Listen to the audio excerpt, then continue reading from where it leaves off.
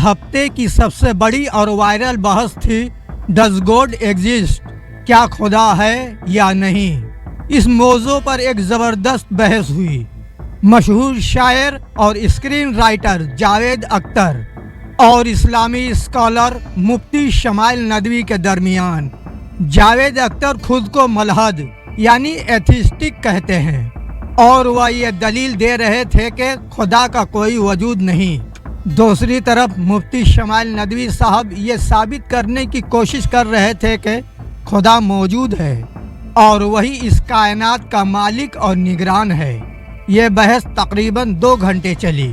मैंने पूरी बहस देखी और सच कहूँ तो एक बात साफ नज़र आई, मुफ्ती शमाइल नदवी साहब शुरू से आखिर तक अपने दलाल में मजबूत नजर आए।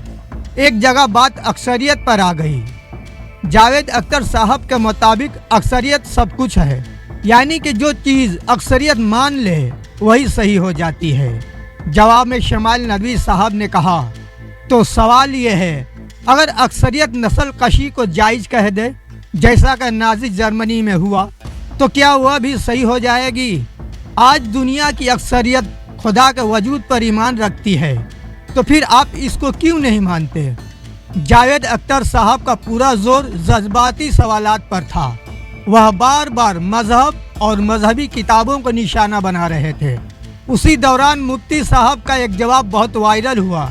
जावेद अख्तर साहब ने मुस्कुराते हुए तंजिया लहजे में कहा, डायनासोर का जिक्र किसी मजहबी किताब में नहीं है।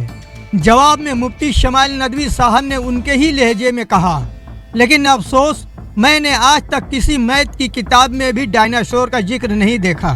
तो क्या मैथ की किताब गलत है।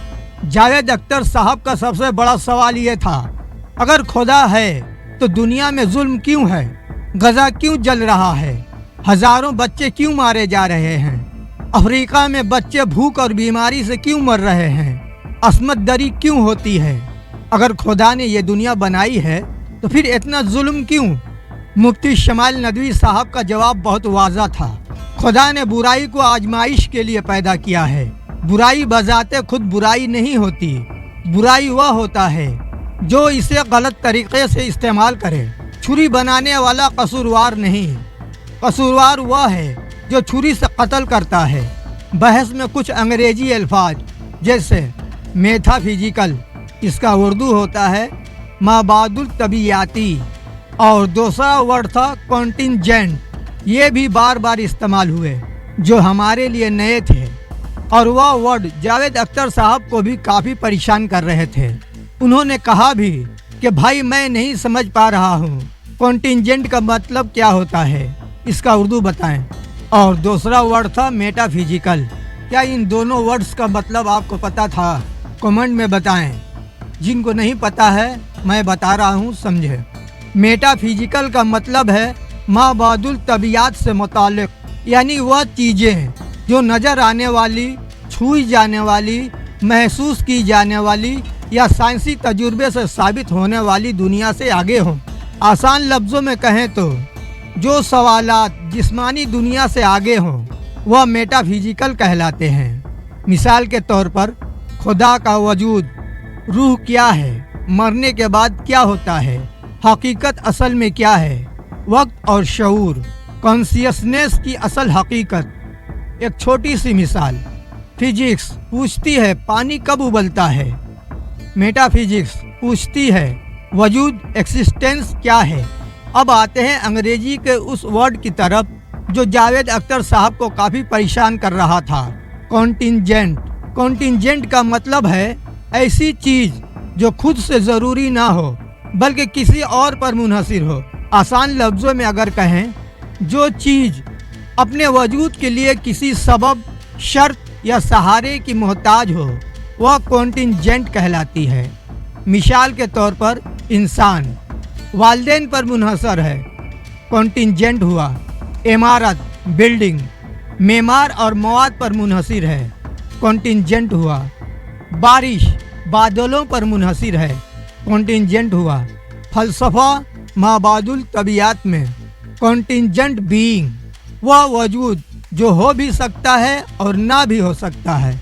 इसके बरअक्स नेसेसरी बीइंग, वह वजूद जो लाजमन हो, किसी पर मुनहसिर ना हो, एक सादा जुमला में समझते हैं। हम सब कॉन्टिंजेंट हैं क्योंकि हमारा वजूद किसी न किसी सबब पर टिका हुआ है।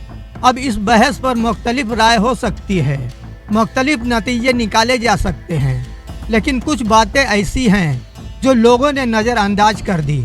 पहली बात, जावेद अख्तर साहब खुदा को नहीं मानते, लेकिन कुछ ऐसे लोग जिन्हें भारत में अंधभक्त के नाम से जाना जाता है, जिनकी सियासत और रोजगार मजहब के नाम पर चलता है, वह जावेद अख्तर के हक में खड़े हो गए।